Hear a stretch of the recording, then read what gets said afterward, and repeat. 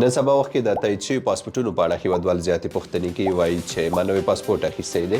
خلک راته وایي چې تایید یې نه کوي نو سفر نشي پی کولی یا تا ته ویزه نه پی کېږي. نو دا خبره حقیقت لري او که نه.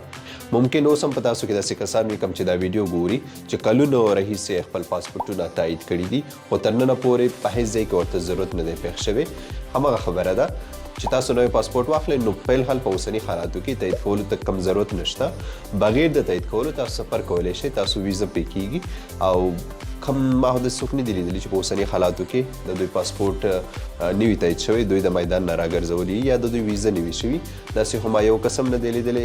نو دا د خلکو خبرې دي چې پاسپورټونه تایید کړئ، که تایید یې نه کوئ نو تاسو به سفر نه راوګرځولی شي یا به مو ویزه ونشي.